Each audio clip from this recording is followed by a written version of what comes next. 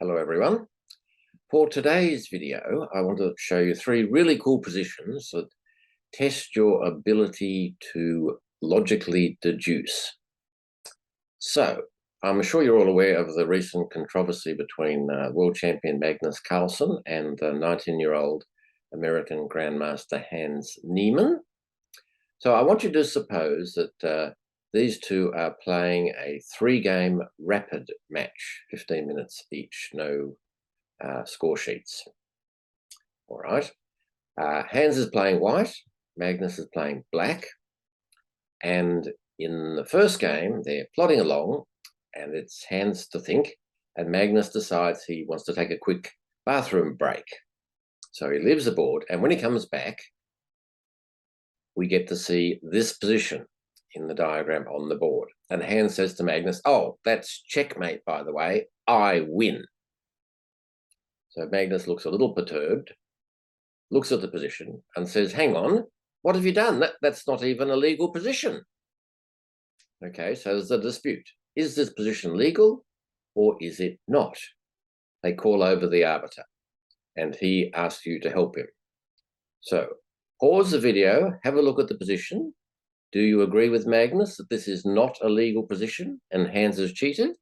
Or do you agree with Hans that this is a legal position and Magnus is in checkmate? Pause the video and then I'll come back in a second.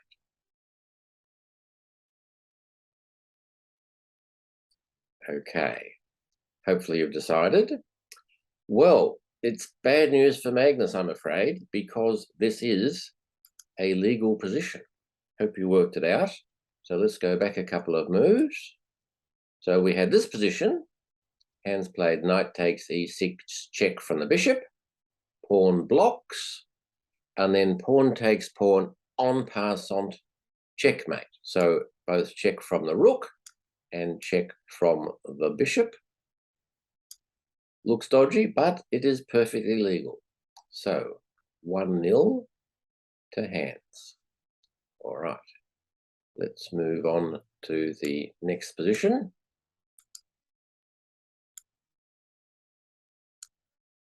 All right, their second game gets underway, swaps off lots of pieces, and then suddenly Magnus, in a bit of a tiff, grabs his king, he's playing white, and leaves the playing hall. So here we are, Magnus grabs king, runs away. So Hans is left sitting there with this position. So he calls over the arbiter and says, "Magnus has taken his king and gone, I win." So the arbiter looks at the position and says, "Well, hang on, what square was Magnus's king on?" Hans says, "Oh, I'm not sure." So he needs your help. Can you help poor Hans?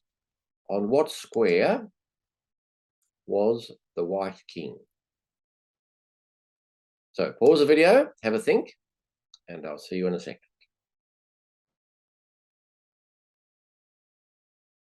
All right, you've come back. Hopefully you've identified the problem. So if we put the king any old where, what is the problem?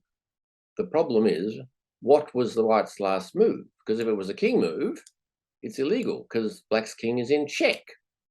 And it can't have been a bishop move because the black king would still be in check. So what on earth was white's last move?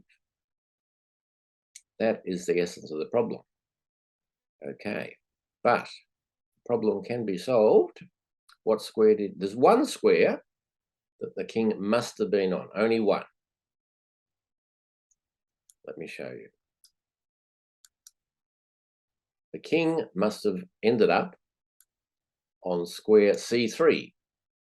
And this is how it got there. We had 2 pawns on the board as well. White's king is in check from the bishop. He played C4. Pawn takes pawn en passant check. King takes pawn. So position was legal. The only square on the board it could have been is C3. Okay, so Magnus is not doing too well in this match. Maybe he can improve in the third game. All right, let's move on to the next game. Here we are. the last game. Magnus is playing white, and it's his move. All right, have a quick little think. What would you play as white? There's a couple of pretty good-looking moves here. All right, Magnus chose to play castle's queen side. And he leans over to Hans and says, sorry, old chap, but that's mate in 1. I win. You can't stop rook d8, mate. Hans says, hang on, yes I can, yes I can. I'm going to castle, no mate in 1. To which Magnus replies, well, no, you can't castle because you have already moved your pieces. Hence you cannot castle. Hans says, no, I didn't. Magnus says, yes, you did. So we have a fight. They call the umpire.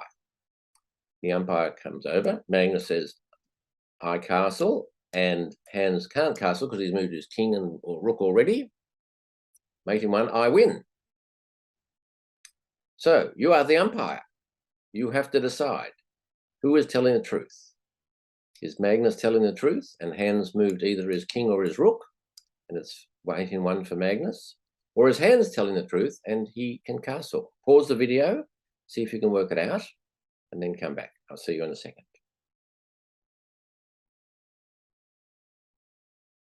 Okay, let's actually go back to before castles. So what did you decide? Can Hans castle or not? It all comes down to the question of this rook. Where did this rook come from?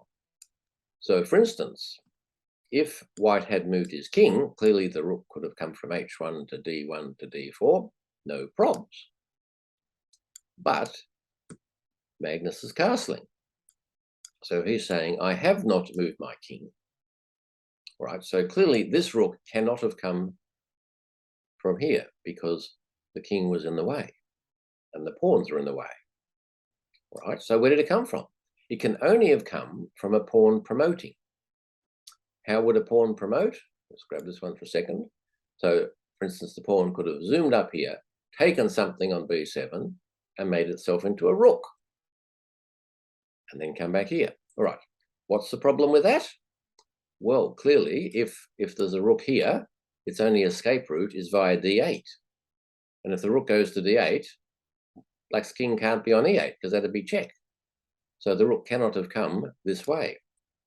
Same deal on the king side. If there was a pawn here and it did lots of takes, if it came over here and took something, so there's now a rook on g8, how did it escape? If it went this way, black's rook must have moved. If it went this way, black's king must have moved because when it goes to f8, the king is in check.